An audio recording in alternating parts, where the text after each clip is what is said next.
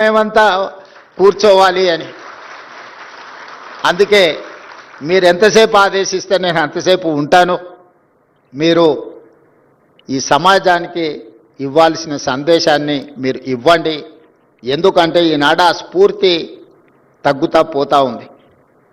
తొలి తరంలో ఒక బూర్గుల రామకృష్ణారావు గారు, పివి నరసింహారావు గారు, రావి నారాయణ రెడ్డి గారు లాంటి వాళ్ళు మనకు స్ఫూర్తినిస్తే, మలితరంలో జైపాల్ రెడ్డి గారు, జస్టిస్ సుదర్శన్ రెడ్డి గారు లాంటి వాళ్ళు మమ్మల్ని ప్రభావితం చేస్తున్నారు. 50 సంవత్సరాలు సుదీర్ఘకాలం శాసనసభ్యుడిగా, పార్లమెంట్ సభ్యుడిగా, రాజ్యసభ్యుడిగా, కేంద్ర మంత్రిగా, ఐఎన్పిఆర్ మంత్రిగా, వివిధ హోదాలలో పెట్రోలియం శాఖ మంత్రిగా, అర్బన్ డెవలప్మెంట్ మినిస్టర్గా, ఉత్తమ పార్లమెంటేరియన్గా, దక్షిణాది రాష్ట్రాలలోనే మొట్టమొదటి ఉత్తమ పార్లమెంటేరియన్గా రాణించిన జైపాల్ రెడ్డి గారు లాంటి వాళ్ళు, ఆ తరానికి సంబంధించిన జస్టిస్ సుదర్శన్ రెడ్డి గారు లాంటి వాళ్ళు ఈరోజు తెలంగాణ సమాజానికి ఒక స్ఫూర్తినిచ్చేవాళ్ళు. అలాంటి వాళ్ళు పాల్గొన్న సమావేశాలలో పాల్గొని వారు చెప్పే వారి అనుభవాలను వినడం ద్వారా పరిపాలనలో నిర్ణయాలు తీసుకునే సందర్భంలో అవి మాకు ఉపయోగపడుతూ ఉంటాయి. అందుకే ఇలాంటి సమావేశాలకు వచ్చినప్పుడు సమయంతో కొలవకుండా వాళ్ళ అనుభవం నుంచి ఏమైనా నేర్చుకుందామన్న ఆలోచనతోనే నేను ఈ సమావేశాలలో పాల్గొంటుంటా.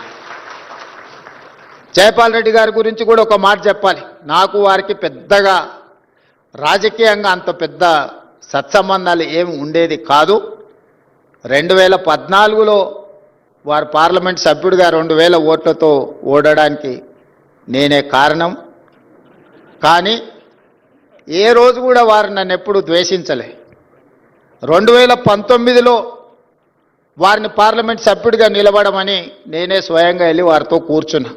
ఈసారి ఎట్లయినా మీరు ఎన్నికల్లో నించోండి, మీ గెలుపు కోసం ప్రయత్నం చేస్తాం. 2014లో జరిగిన తప్పిదాన్ని 19లో సరిదిద్దాలనుకుంటున్నాం. మీరు పార్లమెంట్ సభ్యుడిగా పోటీ చేయండి. మోడీ గారు లాంటి ఫ్యాసిస్టులు ఈరోజు పరిపాలన సాగిస్తుంటే మీలాంటి వాళ్ళు చట్టసభలలో ఉండాల్సిన అవసరం ఉన్నది. నిబద్ధత కలిగిన, ప్రశ్నించగలిగిన శక్తి సామర్థ్యాలు ఉన్న మీలాంటి వాళ్ళు ఎన్నికల్లో పోటీ చేయాలని వారిని నేను స్వయంగా కలిసి మాట్లాడిన.